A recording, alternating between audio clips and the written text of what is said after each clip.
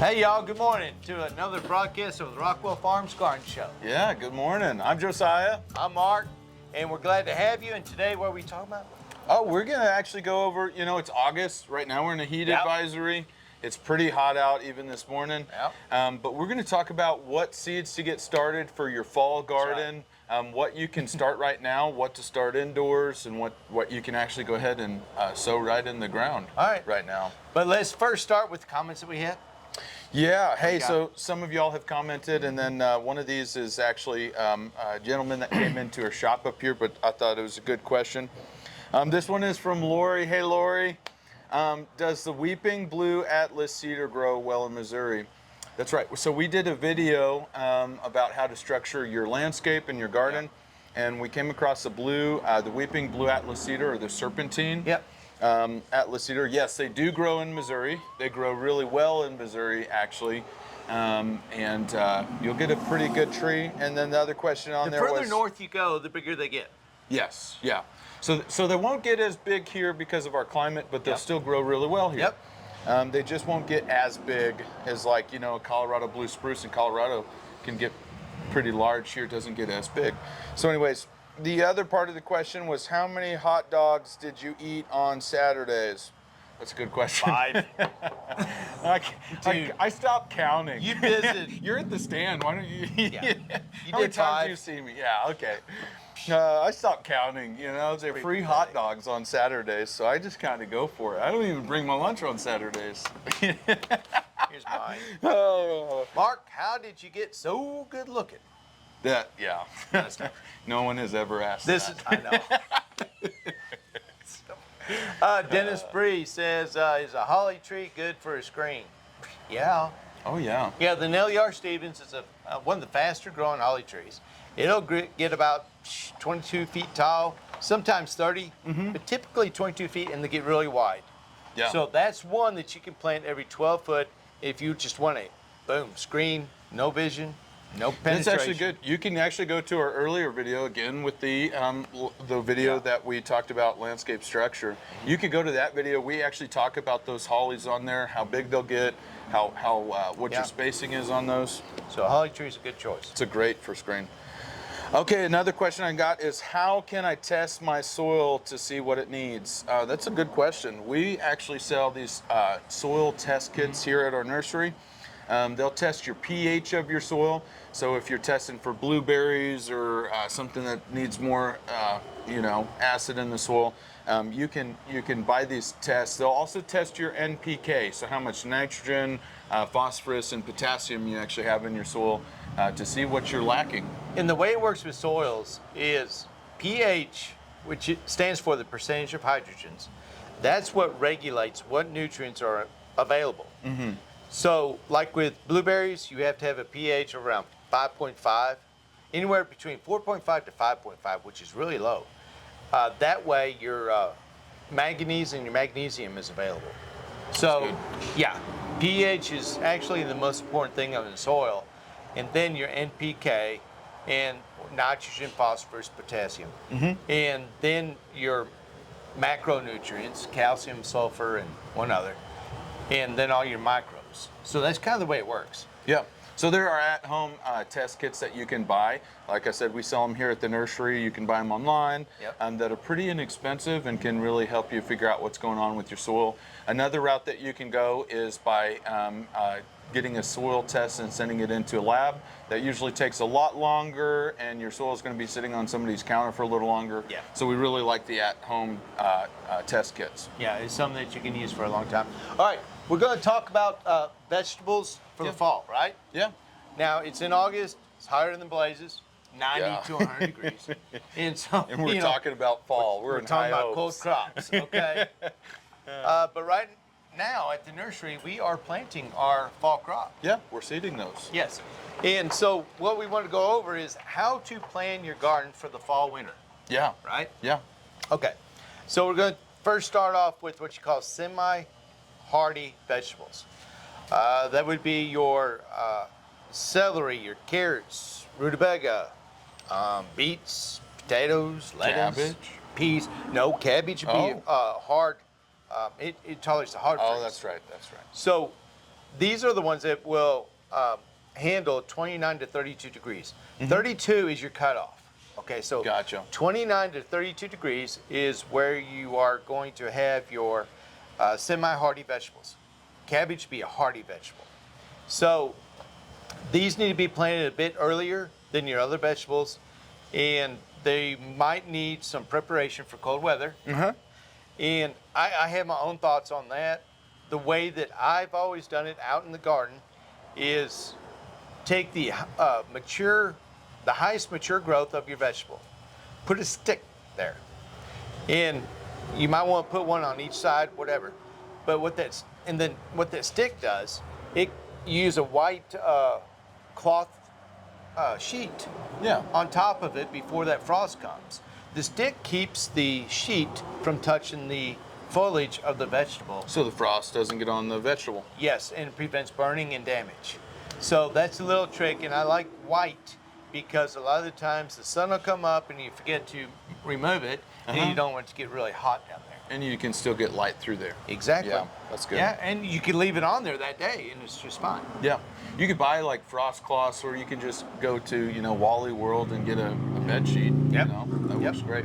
So I went to NOAA, and I researched the average fall date for the 32-degree frost or light freeze. Yeah. Okay, October 19th. Which, by the way, is really important for you to do depending on where you live or what part you live. In our zones or in America, you can just Google it and it will show you your average last frost date. All right, and what I did was zone 6. Or first frost date. I did that's for zone 6. Okay. All right, so our average last frost date for like the past 20 years would be October 19th. Yeah. So the way that you figure out when to plant your vegetables or when to seed your vegetables, excuse me, there's a big difference. Celery takes 130 to 140 days to harvest. Right. So you will take your October 19th date and you will count back 140 days. Which, by the way, it's super important to be checking on for fall planting. It's super important to be checking the label on the back of your seed packets to see the days to harvest, Right. Because that will tell you when you need to be putting your seed in and when you can expect food before that first frost day. Right.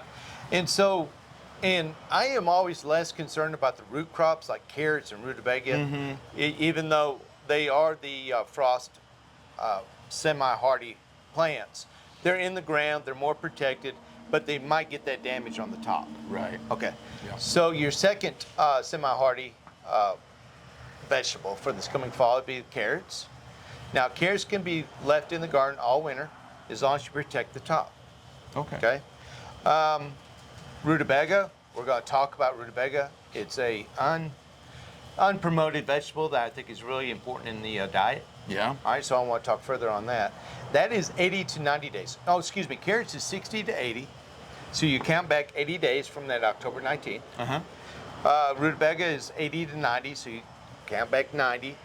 Swiss chard, 45 to 55 days to harvest. Beets, 55 to 60 days to harvest. And I think beets are very important because if you've checked in the stores, they're expensive. All right. Chinese cabbage, Ooh, I like this 50 one. to 85 days. Yeah. Okay. I do not plant regular potatoes for fall harvest. A lot of people do. I don't. Okay. I stick with the smaller new potato. Yes. Okay. Yeah. Because And baby reds. Yes. Yep. because they're smaller and you can harvest them within that adequate time. Yeah. Okay. I'm getting pretty hungry. 50 to 55 days for new potatoes. And then your lettuce is 75 to 85 days, so you can back 85 days. And peas. We need to really stress peas.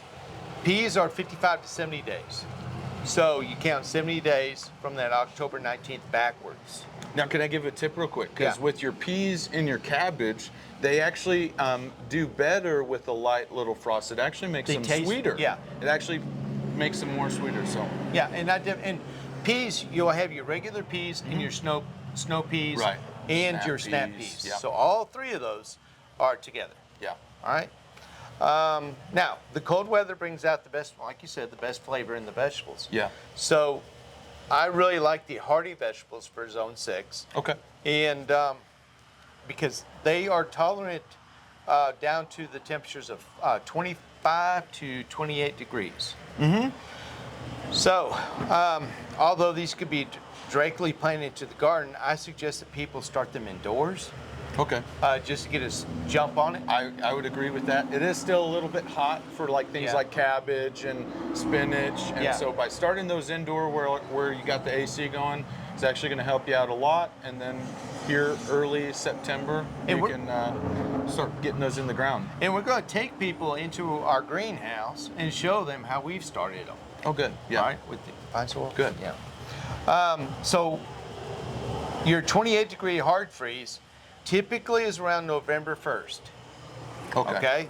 Now your hard freeze will be around November 11th, and that is the average of the last 20 years. Okay. Okay. Yeah. So let's just take November 1st. I budget everything on that November 1st. Okay. So what is it?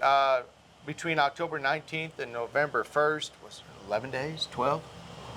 I mean, it could be 2 weeks Yeah. Yep. between the light frost to the hard freeze. All right. So the list of vegetables that we have for that is what? Brussels sprouts. 80 to 100 days. Yeah, So that- count back 100. To harvest, yeah. Now your broccoli, again, 80 to 100 days to Yep. get that flower. Yep. I heard a really good tip was also to add 7 days onto your day of harvest for brassicas, just because the production can slow down in the cooler as you're getting closer to harvest. Yep. Which I thought that was a pretty good tip. Collard greens. Oh, I like collard That's- greens. Yeah. And what if 60 you come, to 75 days. that's a hot item in Memphis. Yeah. Yeah, collard greens. So Yeah. we'll tell you how to fix them collard greens. Plenty of bacon and butter. Yes. And all the grease from the bacon. Yeah. Oh, yeah. Cauliflower, Yep. 50 to 70 days. Yep. Cabbage 60 to 100. Oh, yeah. Turnips. Yes. I love turnips. Yep. I used to not really care for turnips, but after growing my own a couple years ago, man, we got, yeah. Ooh, yeah. Now you might think rutabaga is a cross between turnip and the wild cabbage, and so rutabaga is in your semi-hardy category. Okay. But turnips will definitely take the hard freeze. Now turnips, it says days to harvest 40 to 60 days, but actually I planted turnips and in 25 days they were ready to pull and they're on Really? a salad. Oh yeah, 25 to 28 days. So on my calendar, I will actually set on my phone a reminder in 25 days to check on the turnips after I've seeded them. And That's weird. Yeah, I know, but it's worked really, really good for me. Okay. And then I can pull the ones that are ready, leave the ones that aren't, and just have a slow and steady harvest on those. Well, maybe you should read Yeah. this. Mustard greens. 40 days. 40 days mustard Yeah, greens. and that's amazing. Yeah. That is amazing. And I love the greens because they're high in protein. Radishes. Radishes. Okay. Here we go again. Radishes are awesome. They're 28 to 35 days. yeah. Okay. Yeah.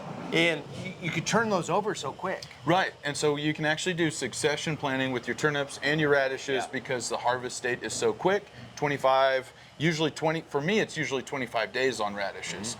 And so I will go ahead and get some planted 1 week, and then wait another week, get some planted, so that way I can kind of succession and plan it out on when to harvest. Yep. Which And is great. spinach. Spinach is really good. It's Yeah. what, 20 to 28 days. Super high in everything, nutrients, antioxidants. Ah, Yes. So there you go. yeah. All right. Yep. And we'll have this printed material up here for you if ever you want to come up here and take a look at. We Yeah. ought to just post it right here on our seeds. Yeah, I think that'd be a good idea. Yeah. That'd be All a right. really good idea. But these are things to get started right now here in our August. Or if you wanted to wait a little bit, that's fine too. But things again like your cabbage, your lettuces, your spinach, start those indoors, in the cooler AC and get them Yep. out here in a few weeks, and you'll have some really good success. It might start off a little bit warm when you plant it, but that's fine for those smaller plants. When they get closer to harvest, it's really going to help to have that cooler temperature though. Yep. All right. Now, most of these plants or vegetables that we've talked about are under the category of cruciferous. And the reason being is Latin, isn't it? The crucifix Uh-huh. being a cross, Sure. their blooms come in a cross-like fashion. Form. Yep. Like broccoli and cauliflower and Exactly. And so they've kind of combined all those into one category. And the reason why we want to talk about some of the vegetables, certain vegetables, and tell you the benefits of it, because the fall crops, the brassicas and the crucifer plants, they provide some of the minerals and the vitamins that you don't get throughout the entire year. Vitamin K is huge. Okay. They're high in calcium, fiber. So I really want to talk about these. And it's just like carrots, you know, the beta carotene in carrots. That turns into vitamin A. So that's where you get your vitamin A through carrots because they're orange. Color has a lot to do with it. It helps, yeah. With everything. And they're loaded in vitamin C, carrots are. You get your potassium and your vitamin K.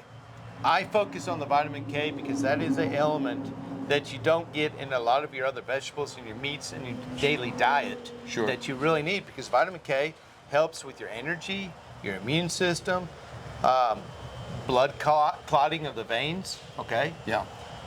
And your bones. So, well, I always heard that if you have a colorful plate, then you're on the right track for healthy, and so colorful things. And that doesn't include yellow macaroni and cheese, but that's on my plate usually. All right, so your crucifer vegetables be like your broccoli, Brussels sprouts, cabbage, cauliflower, radishes, and turnips.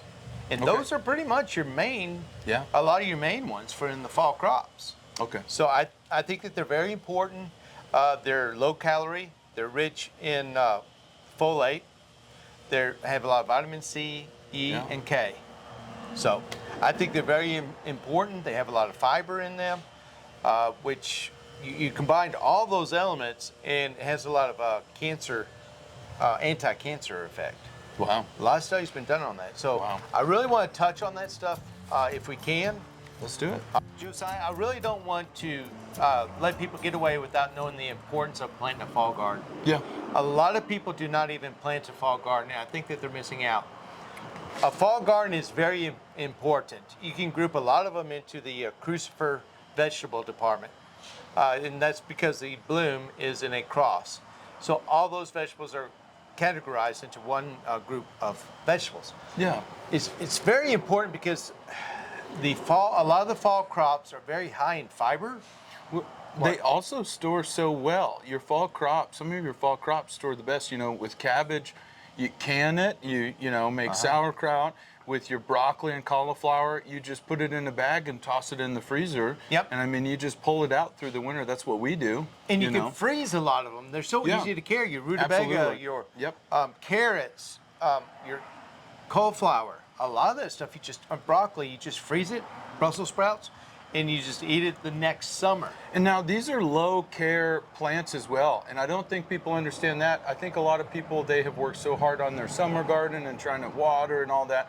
Now getting into cooler temperatures, you have less watering to do. Yes. And these are low care plants. And so they will feed off of the nutrients that you actually have left in your soil, or you can just continue to fertilize. I mean, they're just that easy. And when you're tending to your garden, it's a lot cooler. Absolutely. So a lot of the sweat equity is out the window. Yeah. So you need to understand that your fall crops, they're very high in fiber, which is really good for your digestive system. And fiber has a tendency to bind to other agents and just take them out. Yeah. Very high in vitamin C. Rutabaga is very high in vitamin C. It has more vitamin C than an orange. Yeah. Okay? And then your vitamin K. Vitamin K is very, very important in your immune system and the metabolic activity of the entire body.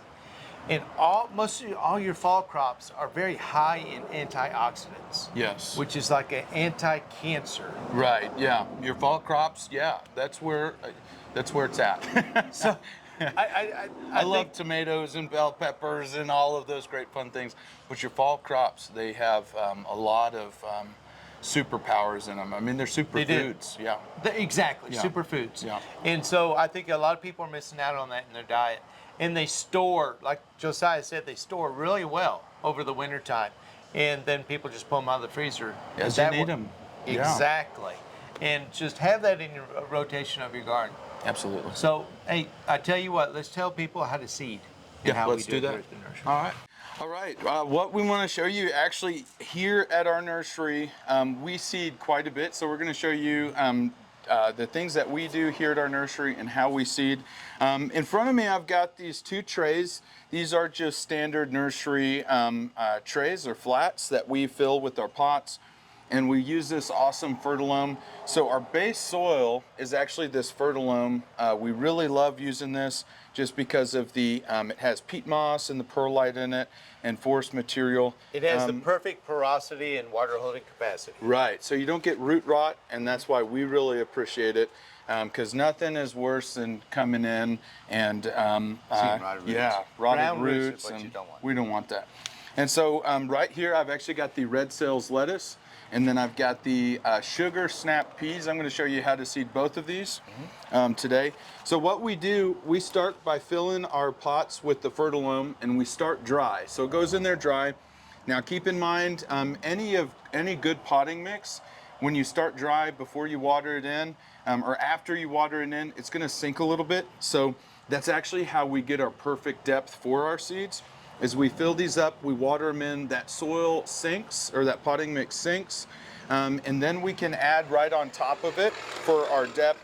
I like this seed and cutting mix by Fertilome because it's really nice and fine, and it keeps the moisture really well for a higher germination rate. And especially with the smaller seed, you can't poke in the smaller seed, so we just put 1 seed per 4-inch pot, maybe 2 or 3 actually. Yeah. And then we'll overlay it with the seed and cutting mix. Now the seed that we use is Wetzel seed. We've had really good success with our Wetzel seed. We've had a higher germination rate, so on some of them we don't even need to put 2 or 3 seeds. Now on our lettuce we usually do 2 to 3, just so that way we can have fuller lettuce. Well, it's so small it happens naturally. Right, yeah, absolutely. That's why we have this sucker. Yeah, so why don't you explain what that is? Well, this is something that we use. We put our seed in here, our smaller seed, and it just kind of vibrates the seed out. You can adjust it. This is a very good tool for when you're putting your carrots, because carrots are very small, or your lettuce throughout your garden, because you can actually vibrate it out and then just doop, doop, Yeah. doop, doop every 2 inches. Now, if you have a smaller garden or you're just a regular gardener, you might not need this, but here at our nursery, we do a lot of seeding, and this has come in really handy. What brand is that? I don't know. Okay. Go more. But, coming pretty handy for us with seeding. but if you don't have something like that, for the small gardener, carrots and lettuce, a very cool trick is to get something that's fine, like masonry sand, which is pretty much the same size molecule as the seed, the lettuce or the carrot seed. You mix it up with that sand, masonry sand, because it's very fine. Mix it together and you just pour that sand with the seed in it, and that will actually space out your seed to where you can thin it out later. And really nice depth. We've also used vermiculite before to do that as well. Fine grade Yep. vermiculite. Fine yes. grade vermiculite, and that worked pretty good. So yeah, let's go ahead and show how to do this. So with the seeder, this thing is awesome. I'm just gonna take my seed. Careful. You do have to have a steady hand. And no wind. So if you just drank a big cup of coffee, you might not want to do this. I'm just gonna get some of my seed on there.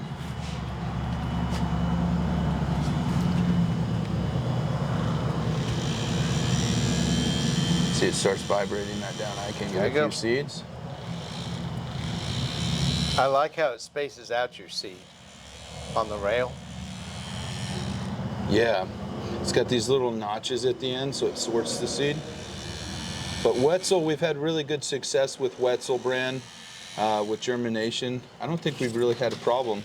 I think we lost, like out of a tray of 50, there was 1 or 2 that didn't germinate. Yeah, it's which really is good. really, really good.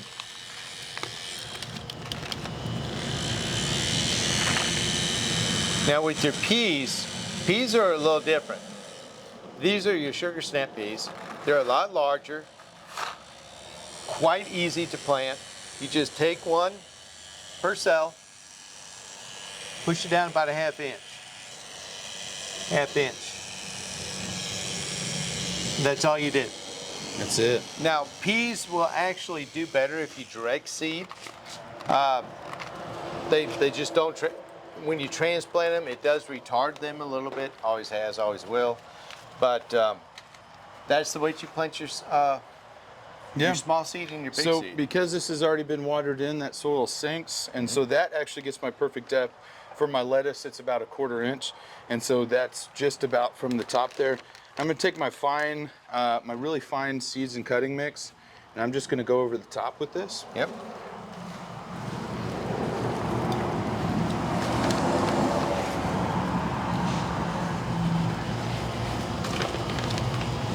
And I'll see germination about 7 to 14 days on both of these. The peas usually a little bit quicker on germination. Now the reason that we don't use this fine mix over like peas and green beans and things, any bean really, There's just no is, need. yeah, there's no need. It'll make it separate, and there you go.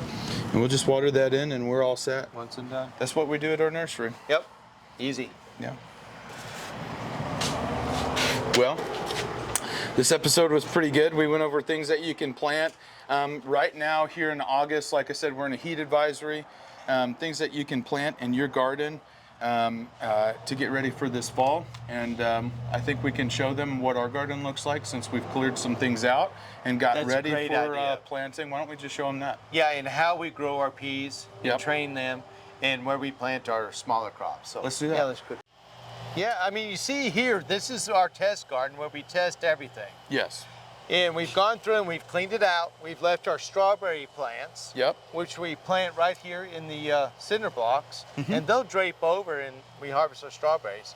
The nice thing is that they're perennial, and so we just leave them here. Yeah, so we've ripped out all of our summer crop that has slowed down in production, so that way we can get our beds ready to plant our fall garden.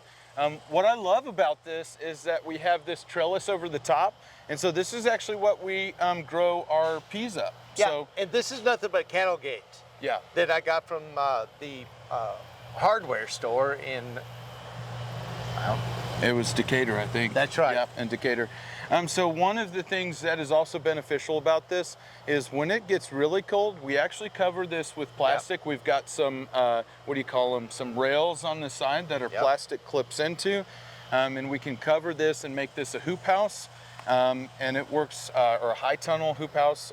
It works great for even production through the winter. So we'll be able to grow actually all year round in this garden, and that's what we're preparing for right now. So, and people could do the same thing with those cold crops just by putting that stick with the blanket over it. The sheet, the white sheet. absolutely. Yes, and they can extend their season to protect their plants from that frost. Now you can do this with most. Raised beds. You can do it even if your garden is in the ground. You can still stake in some cattle panels and put plastic over it so you can grow a lot longer than your growing season is. And any plastic will work. Yeah. Any plastic. Let's show. So- Let's go back here. If you come back here, you'll notice that we've kept our tomato plants because we love tomatoes, and we grow these And all they the way are to what? still doing phenomenal. End of October? There's no reason to pull them because I mean you can see they're just covered in tomatoes, and they're still growing really well. We're using our Imperial Boost on them right now, and they're just doing phenomenal. We haven't had really hardly any issues with them. Right. So And so what we'll do is that later we'll probably plant some more cabbage or something of that nature right where our tomato plants are. That way we don't have any wasted space. right. And the nice thing about using the Magnificent 7 soil is that we can put our plants closer together and we can get more production from a smaller space. Well, and another thing is because we also clear up the trunks of our tomatoes, we can actually plant all the way up to them, and when we're ready to get rid of our tomatoes, just cut at the base, and we have all of that extra room for our cabbage and spinach and whatnot. So Yeah. So here in about another week, we'll be putting in our transplants. we'll be rocking and rolling. Yeah. So hope this helps. Yeah. Yeah. And you can do the same thing at your home garden. So please come by Rockwell Farms. Take a look at what we've done. We'll be more than happy to show you how we did it and get you going on your way. Hey, thank you so much for watching this episode. We really appreciate you tuning in. Make sure to comment if you have questions about gardening or about anything that we talked about today. We'll try to answer those questions on this show, or we can even make a show out of it, because that also gives us input on what people are needing to know. You commenting and asking those questions helps hundreds of different gardeners out there that all have the same questions. Our heart is really to help people become the best gardener and become more self-sufficient in their garden. So, Yeah, that hey, was well thanks for put. watching. All right, we'll see ya. Thank you.